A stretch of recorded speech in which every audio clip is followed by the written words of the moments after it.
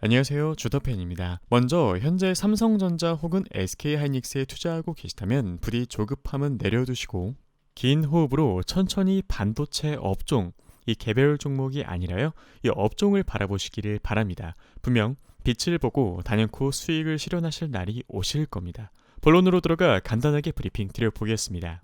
10월 4일 화요일입니다. 최근 반도체 업종 이슈, 감산, 본격적인 상승 기류에 타는 법, 삼성전자, SK하이닉스의 핵심, 인생을 바꾼 이야기까지 이야기 드려보겠습니다. 자, 최근의 화두는 바로 감산, 또 감산인데요. 마이크론이 감산을 발표한 지난 금요일 키옥시아가 감산을 또 발표하였습니다. 키옥시아의 감산은 더욱 규모가 큽니다. 왜일까요? 메모리 반도체가 창고에 가득 쌓여있기 때문이죠. 마이크론은 15% 정도 생산 증가를 5%로 줄이고 재고를 팔아 15% 정도 판매를 하자는 것이고, 키옥시아는 30% 정도 생산 증가를 제로로 줄이자는 것입니다. 때문에 당장 발표 다음날 10월부터 웨이퍼 투입을 30%로 줄이기로 했습니다. 키옥시아의 이러한 결정은 재고 때문인데요. 한국 업체들의 드램 재고가 10주, 낸드 재고가 14주 정도라면 키옥시아의 낸드 재고는 5달에서 6달로 너무 많기 때문입니다. 심지어 올해 공정 오염 사고로 팔지 못한 물량이 아직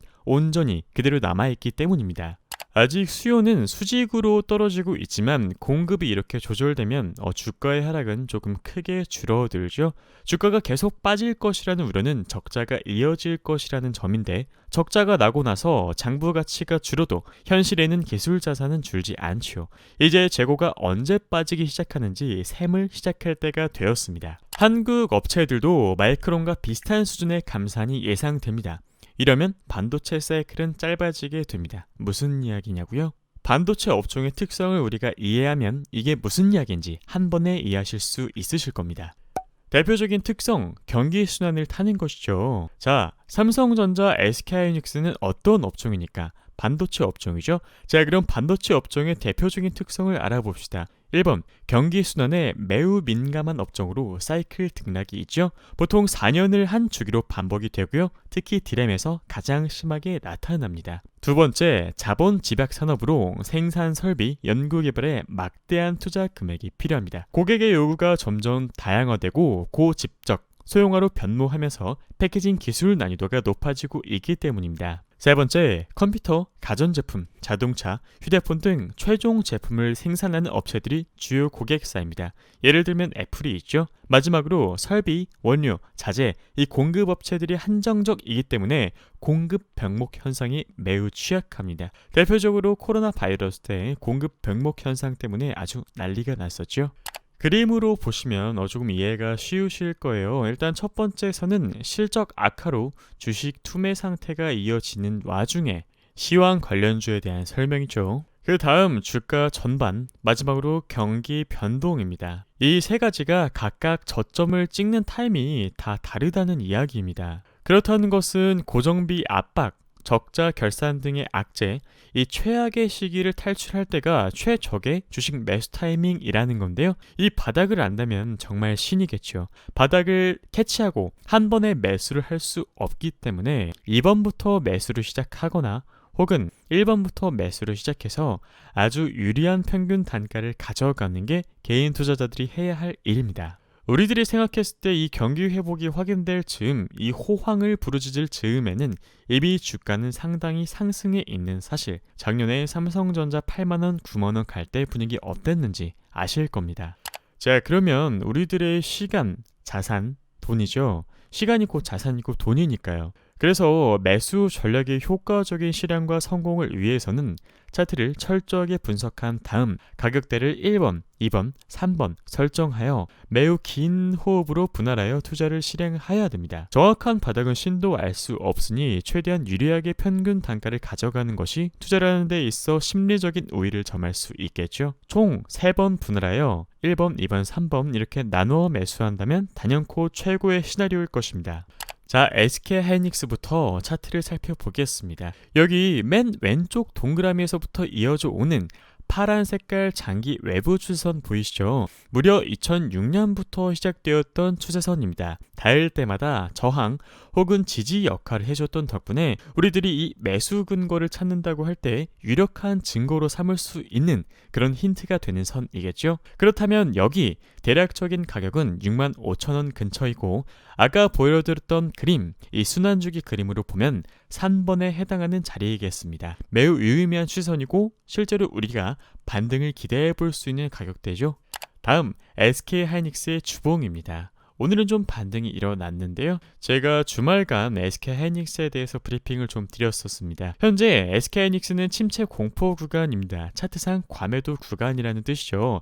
그렇기 때문에 지금 자리부터는 단기 반등이 나올 수 있다고 판단됩니다. 주말에 이야기 드렸던 거고 오늘 실제 반등이 나왔죠. 다만 강력하게 랠리를 이어가기에는 아직 해소되지 않은 악재가 많기 때문에 단순하게 1차 저항 86,500원, 2차 저항 98,000원으로 설정하신 다음에 대응하시기를 권유드리겠습니다. 자, 그 다음 여기 1번, 2번, 3번이 보이실 거예요. 개인적으로는 매우 보수적으로 3번까지 열어두고 대응을 하려고 하는데요. 3번이 유력한 이유는 아까 이야기 드렸던 외부 추선 그리고 기술적 지지선이라는 이 두 가지 근거가 겹치기 때문입니다. 또한 65,200원 근처까지 하락한다면 고점 대비 마이너스 55% 정도 하락하는 것인데, 2011년에서 2015년 상승 사이클 이후 2015년에서 2016년 이 하락 사이클에 고점 대비 마이너스 49.31% 하락했기 때문에 거의 50% 떨어진 거죠. 그래서 과거 패턴을 대입해보면 50%, 마이너스 50% 근처에서는 반등이 날 확률, 경기가 다시 회복 국면으로 전환될 확률이 높기 때문입니다. 자세히 정리해드리면 이렇습니다. 첫 번째 지지선 설정 가격 75,200원, 고점 대비 하락률 마이너스 50%이고요.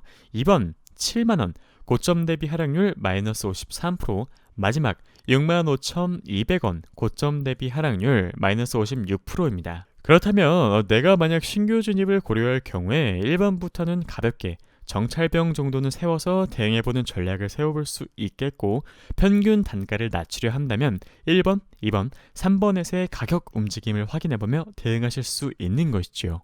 그 다음 삼성전자입니다. 삼성전자 주봉 역시 침체 공포 구간입니다. 51,400원을 보조 지지선으로 설정했으나 저는 보수적으로 47,500원까지 보고 있습니다. 오늘 반등이 일어나긴 했죠. 마찬가지로 최고점 96,800원 여기거든요. 여기 대비 47,500원까지 갔을 때 몇 퍼센트가 빠지는 것인지 이 하락률을 확인해 보겠습니다. 1번 아까 설정했던 지지선 47,500원이 고점 대비 하락률 마이너스 50% 구간이고 현재 가격으로부터 마이너스 10% 정도, 그 다음 45,400원 고점 대비 마이너스 53%입니다. 자, 그럼 신규 진입하시는 분, 평균 단가를 낮추고자 하시는 분들 모두 47,500원이라는 가격을 유의 깊게 보셔야 되고요. 추가 하락이 나올 경우에는 45,400원까지 열어두고 대응할 수 있겠습니다. 이 삼성전자의 경우 3번 핵심 바닥은 아직 미설정 상태이고 추가적인 관찰이 조금 필요할 듯 합니다.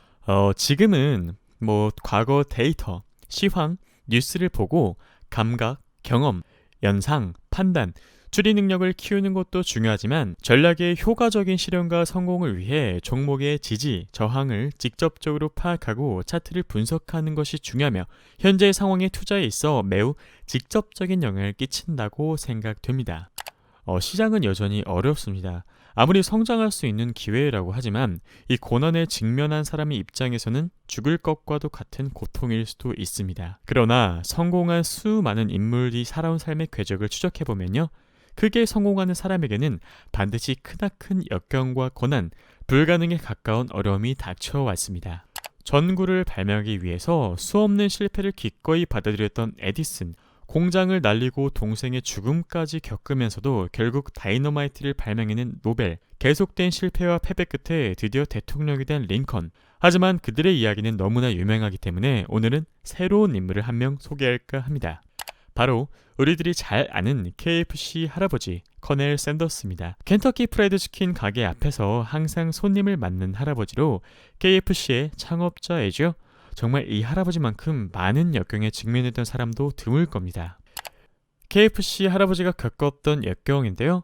6살 때 아버지를 여의게 됐고 10살이라는 어린 나이부터 농장일 그리고 요리를 하며 동생들을 책임졌습니다. 성년이 되자마자 직업군인으로 쿠바에 갔다가 살아 돌아왔고요. 22살 때 램프 제조 판매업을 하다가 전 재산을 날리게 되었습니다. 하지만 여기에 실망하지 않고 주유소 경영에 뛰어들었지만 39세 때 대공황으로 또 한 번 폐업을 맞이하게 되었습니다.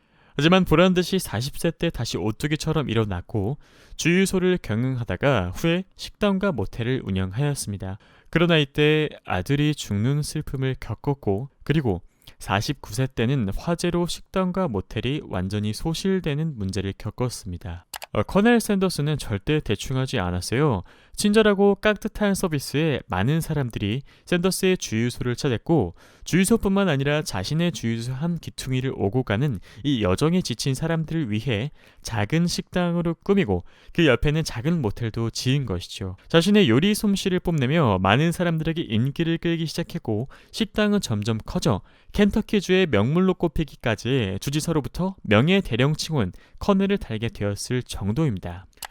자, 그렇게 다시 재기하여 레스토랑을 시작하였는데 66세 때 새 고속도로 건설 계획으로 레스토랑이 문을 닫았으며 또다시 폐업하는 위기를 겪게 되었죠. 그럼에도 할아버지는 실망하지 않고요.